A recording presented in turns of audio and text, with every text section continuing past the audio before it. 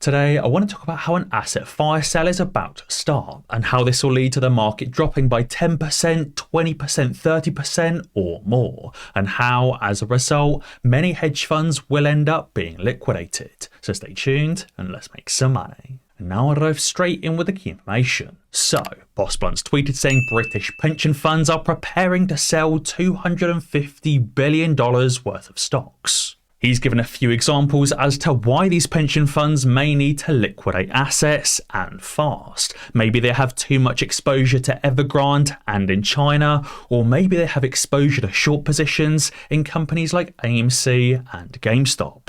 Regardless of the reason, these British pension funds need to liquidate stocks fast, and a lot of them, which will end up in the market dropping. The article itself says that British pension funds are ready to sell billions of pounds of assets, as much as £200 billion or $250 billion worth, and much sooner than expected. It says British pension funds, which sold so many bonds 2 years ago when the Bank of England was forced to intervene, and they're now gearing up to flood the market with billions of pounds of private assets. It says the unprecedented rush has been triggered by rising interest rates that have given the funds their best opportunity in years to offload much of the risk of meeting their future obligations to the insurers. But in their haste, many pension funds could be forced to accept knockdown prices for assets. A chief investment officer at a consultancy firm says there's effectively a forced sale going on. Does that mean pension funds in the UK are being liquidated? Maybe, but regardless of what's actually happening, the outcome is that there will be a fire sale in stock asset prices, leading to the market dropping. Now, as an example of exactly how this will work, let's say, for example, these pension funds have to sell off $200 billion worth of Nvidia stock. If they market sell that right now tomorrow, that would catastrophically obliterate the Nvidia market, leading to a 30, 40, 50% decline, if not more. Now, obviously, the assets aren't just going to be all in Nvidia. They're going to be split between multiple stocks, and maybe they won't sell it all tomorrow. Maybe they'll try and sell these assets over the span of a few weeks. But what it will do is it will lead many stocks to fall by 10%, 20%, 30% or more. And when these stock prices fall, many hedge funds will also suddenly find their funds down 20%, 30%, 40% on the year so far, leading to hedge fund liquidations. Now, John Berda also tweeted this article, which talks about how the UK addressed the shorting problem, or specifically the manipulative short selling issue. He said from the UK, and even the UK knows that it's broken too. He said why our government allows US stocks to be listed overseas and then shorted overseas with no tracking of FTDs is beyond me. He said the only stocks without forced settlement and infinite borrowing ability is seemingly US securities. I also wanted to quickly go through these brilliant testimonials. Black man started in the Millionaire Mindset trading group with just $50 and he's now up to $1,288 in less than 3 months. Raddy started with $250 and is up to $1,250 in just about 6 weeks. And Tony is up nearly $3,000 in just 1 month. You can also see down here Ross had his first 100% gainer trade, and Duke Hat took one singular trade yesterday and paid off his entire lifetime membership.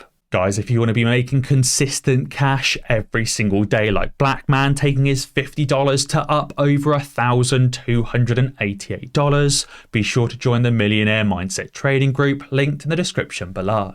You see these trades every single day. It's not just one-off lucky trades that happen once and never reoccur again. We get these 100%, 150%, 200% plus gainers every single day.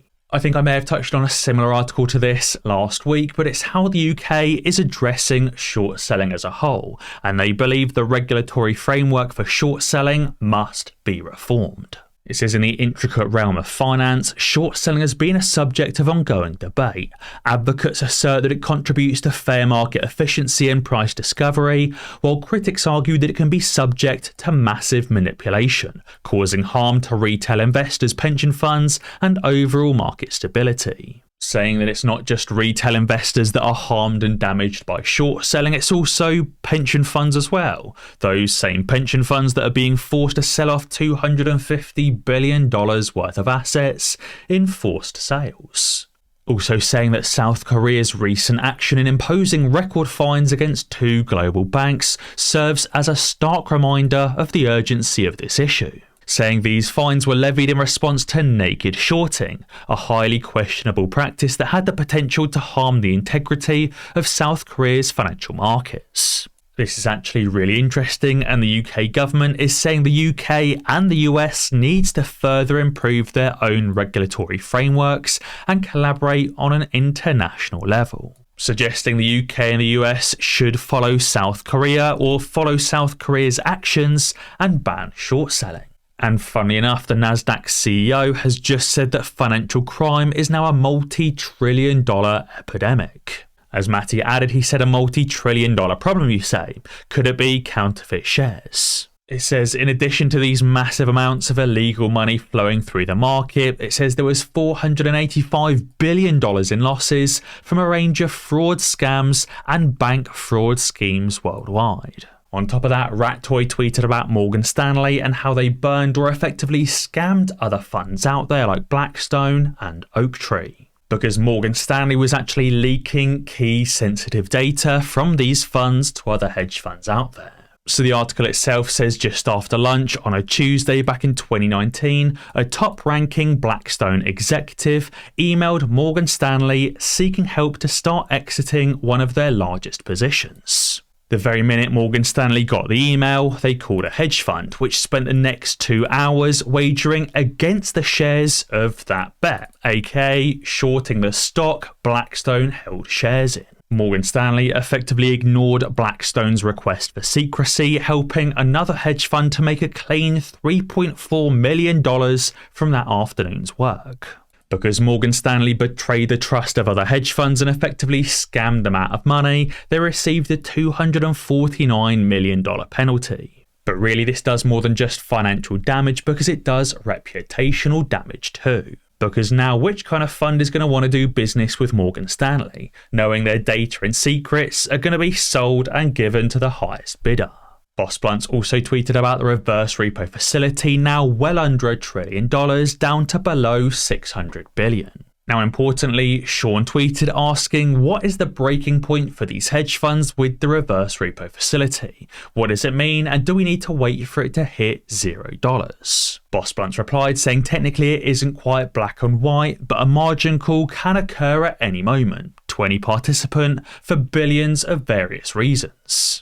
But he said the reduction in the reverse repo facility just proves there is less free cash in the system that can be used by these market makers in order to maintain their over-leveraged positions. Adding saying we can't say when the reverse repo facility hits X figure that margin calls will happen, because they could happen at any moment, 20 participant. The reverse repo facility is simply an indication of cash in the system and how these hedge funds, market makers, brokers and banks are running out of cash. And he said the more it drops, the greater the chance of a serious systemic shock, margin calls and liquidations. Finally, Stonks Batman tweeted showing the data on the legally disclosed short positions, explaining how short interest in AMC is currently at an all-time high. AMC at its peak had a short interest pre-split of 150 million shares shorted on the legally disclosed data. Ape on top of that had 70 million. Adding the two together is 220 million shares shorted pre-reverse split. Post-split, that's 22 million shares, and right now there's over 23 million AMC shares currently shorted. Which kind of explains why the stock price has fallen. Retail isn't selling shares, but there's more short interest. These hedge funds have been doubling down, tripling down and quadrupling down on their short positions. Which to me sounds like a very, very risky bet, especially as AMC is improving across all areas. So guys, be sure to let me know what you think down in the comments below. And as always guys, be sure to ding that notification bell, because that way you'll be alerted when I upload a new video. Cheers.